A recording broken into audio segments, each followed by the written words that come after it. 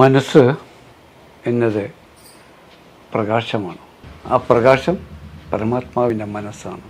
റസൂലുള്ള മെഹ്റാജ് പോയി ഐഷ ബീവിൻ്റെ മടിയിൽ കിടന്നുകൊണ്ട് തന്നെ മെഹ്റാജിന് പോകുമായിരുന്നു പലതും കാണാൻ. എന്ന പോലെ ഞാനും നമ്മൾക്കെല്ലാം പറ്റുന്ന കാര്യമാണ്. ആ പിതാവിൻ്റെ കാഴ്ചയും കേൾവിയും അറിവും പ്രവർത്തനങ്ങളെല്ലാം പ്രാവർത്തികമാക്കുന്ന ഈ പ്രവർത്തന ഉപകരണമായി ശരീരം രൂപപ്പെടുകയും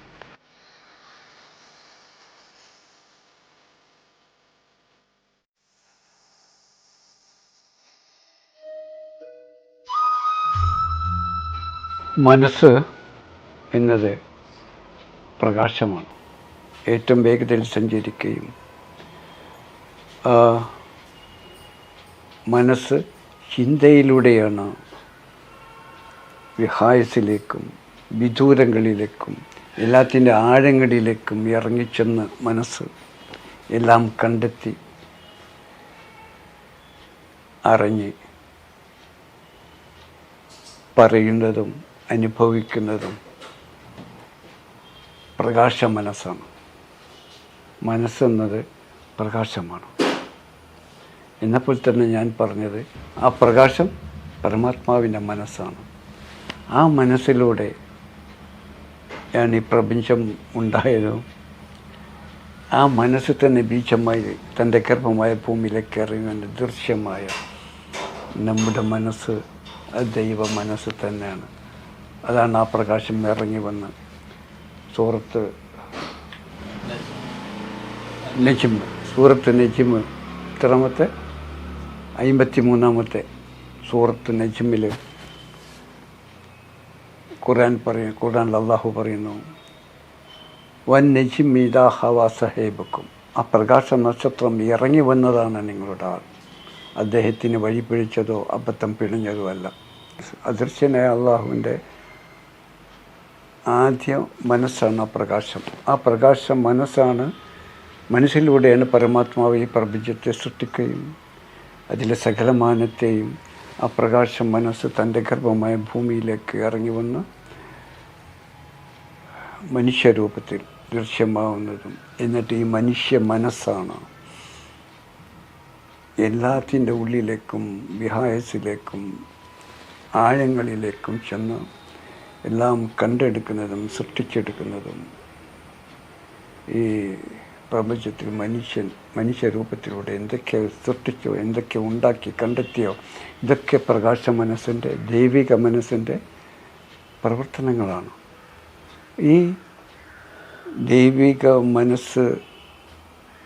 മനസ്സാണ് ചിന്തയിലൂടെയാണ് സഞ്ചരിക്കുന്നത്.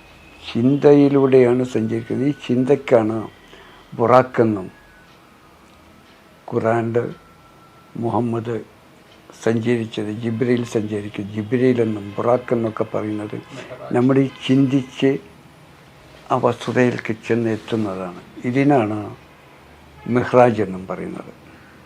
റസൂലുള്ള മെഹ്റാജ് പോയി ഐഷ ബീവിൻ്റെ മടിയിൽ കിടന്നുകൊണ്ട് തന്നെ മെഹ്റാജിന് പോകുമായിരുന്നു പലതും കാണാൻ. എന്ന പോലെ ഞാനും നമ്മൾക്കെല്ലാം പറ്റുന്ന കാര്യമാണ്. നമ്മൾ ഇവിടെ ഇരുന്നു കൊണ്ട് തന്നെ നമ്മുടെ മനസ്സ് ചിന്തയിലൂടെ ആകാശത്തിലേക്കും സൂര്യനിലേക്കും മറ്റ് ഗോളങ്ങളിലേക്കും ഭൂമിക്കടിയിലേക്കും വെള്ളത്തിൻ്റെ ഉള്ളിലേക്കും വ്യാപിക്കാനും എല്ലാത്തിൻ്റെ ഉള്ളിലേക്ക് ചെന്ന് കണ്ടെത്താനും നമ്മുടെ മനസ്സാണ് സഞ്ചരിക്കുന്നത്. അതാണ് ഈ ലോകത്തെ എല്ലാ കണ്ടെത്തലുകളും ശരീരമായിട്ട് പോയിട്ടല്ല.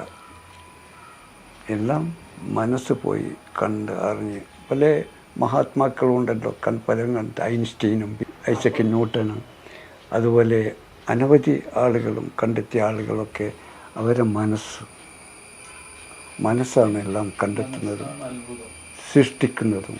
ഈ മനസ്സാണ് നമ്മുടെ ശരീരത്തെ പോലും സൃഷ്ടിച്ചതാരാ? ഏത് ദൈവമാണ്? നമ്മുടെ മനസ്സിലെ നമ്മുടെ പിതാവിൻ്റെ മനസ്സാണ് ബീജമായി വന്നുകൊണ്ട് ആ പിതാവിൻ്റെ കാഴ്ചയും കേൾവിയും അറിവും പ്രവർത്തനങ്ങളെല്ലാം പ്രാവർത്തികമാക്കുന്ന ഈ പ്രവർത്തന ഉപകരണമായി ശരീരം രൂപപ്പെടുകയും എന്നിട്ട് ആ മനസ്സിലെ വിശേഷ ഗുണങ്ങളാണ് ഈ ശരീരത്തിലൂടെ പ്രാവർത്തികമാക്കിക്കൊണ്ടിരിക്കുന്നത്. കാണുന്നതും കേൾക്കുന്നതും അറിയുന്നതും പ്രവർത്തിക്കുന്നതൊക്കെ നമ്മുടെ മസ്തിഷ്കത്തിൽ ഉൾക്കൊണ്ടിരിക്കുന്നതാണ് പ്രകാശ മനസ്സ്. മസ്തിഷ്കത്തിലൂടെയാണ് പ്രകാശ മനസ്സ് ഈ ശരീരത്തെ സൃഷ്ടിച്ചതും ഇതിലൂടെ നിലനിന്ന് പ്രവർത്തിച്ചു പോകുന്നതും ഒക്കെ. അപ്പം മനസ്സാണ് ഇവിടെ ആകെ താരം. മനസ്സാണ് ആദ്യമായിട്ടുണ്ടാകുന്ന വിത്ത്. അതാണ് ആ പ്രകാശം, ആകാശഭൂമി പ്രകാശം, ജ്യോതി. അതിലൂടെ പ്രപഞ്ചവും ആ മനസ്സിൽ തന്നെ തൻ്റെ ഗർഭമായ ഭൂമിയിൽ വന്ന് മനുഷ്യനായും ആ ദൈവിക മനസ്സ് തന്നെയാണ് നിലനിന്ന് പ്രവർത്തിച്ചു പോകുന്നത്. അല്ല ഇവിടെ ഒരു മനുഷ്യനുമില്ല, ഒരു വസ്തുക്കളുമില്ല. ആ പരമാത്മാവിൻ്റെ വിശേഷ ഗുണങ്ങളല്ലാതെ, പരമാത്മാവല്ലാതെ